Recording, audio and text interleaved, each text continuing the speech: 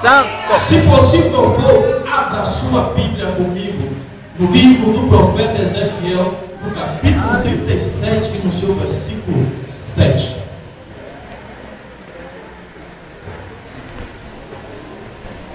Livro do profeta Ezequiel, capítulo 37, versículo 7.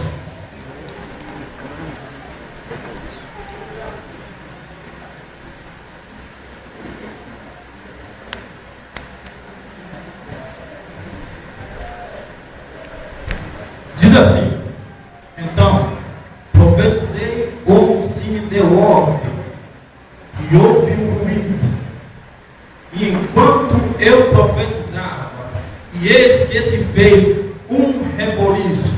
Diga, um reboliço. Um reboliço. Mais forte, um reboliço. Um reboliço. E os ossos se juntaram, cada osso ao seu osso. De antemão, antes de começar a falar no que eu quero falar, eu quero iniciar falando a respeito do relacionamento de Israel para com Deus. Se formos observar o relacionamento de Deus com Israel, foi um relacionamento de altos e baixos. Períodos em que a nação de Israel estava muito próxima de Deus e períodos em que a nação de Israel estava muito longe de Deus.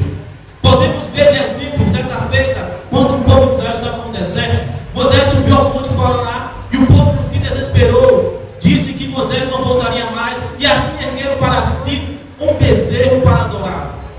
Deus, para melhorar o seu relacionamento com Israel, manda Moisés descer com as tábuas da lei, e ele diz: olha, amai ao Senhor acima de todas as coisas, e não ergueis para ti imagem de esculturas. Passados alguns anos, novamente Israel começa a oscilar em dois pensamentos: não sabe se adora Deus ou não sabe se adora Baal. E aí Deus põe no coração do profeta Elias para assim ele erguer um desafio e erguer assim o verdadeiro Deus em Israel. Ele fala para o rei Acabe juntar o povo juntamente com os profetas de Baal no Monte Carmelo, e lá sim ele monta o desafio. O Deus que responder com fogo, esse seria o verdadeiro Deus de Israel. Assim os profetas de Baal fizeram seu sacrifício, clamaram, pediram, ergueram a sua voz e nada aconteceu. E quando o profeta Elias assim restaurou o altar e ele começou a pedir a Deus, Deus respondeu com fogo, e ali foi erguido o nome de Deus como o verdadeiro Deus de Israel. Passados alguns anos, a nação de Israel novamente entra em processo de baixo. Ele começa a se apostatar de Deus, eles começam a se esquecer das benfeitorias de Deus, começam a se afastar, esquecendo o que Deus tem feito. E Deus fala para o profeta Jeremias profetizar o povo para que se arrependesse, senão eles seriam levados castigo a Babilônia. Dentro disso eu quero abrir um parênteses e fazer uma observação.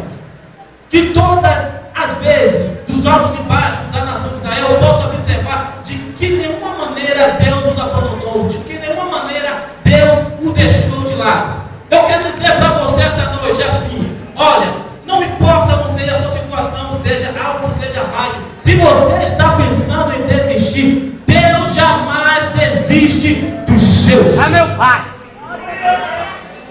Aleluia. Deus jamais desiste dos seus. Ele jamais deixa o seu só. Posso eu dizer que onde Deus está, Deus não deixa faltar nada. Estando o povo de Israel no deserto, mesmo na situação que esteja de altos e baixos, Deus jamais deixou faltar o maná, Deus jamais deixou faltar a veste, Deus jamais deixou faltar água e o caçado. O salmista Davi diz: o Senhor é meu pastor e nada me faltará. Então não pense em desistir, porque o Senhor, teu Deus, é contigo e nada vai te faltar. Da mesma forma, Deus é contigo e Ele vai te proteger. Quando o rei ergueu um ídolo para adorar, Sadraque e Mesaque não se adoraram, não se prostraram para adorar. E assim foram lançados na fornalha de fogo. Quando muitos pensavam que eles iam perecer, lá estava o quarto homem protegendo. Da mesma forma, Deus é contigo para te dizer que ninguém poderá te vencer. Quando Davi foi lutar contra o gigante Golias, se formos fazer uma análise técnica, podemos ver que Davi não tinha experiência nenhuma de guerra. Golias era experiente de muita muitas guerras, vencedores de muitas guerras. Podemos observar que Davi não tinha armas apropriadas para a guerra. Golias tinha várias armas de guerra. Podemos observar já na sua estatura, Davi era muito pequeno, Golias grande demais. Mas mesmo assim, uma coisa eu sei, no qual Golias não sabia, que o Deus de Israel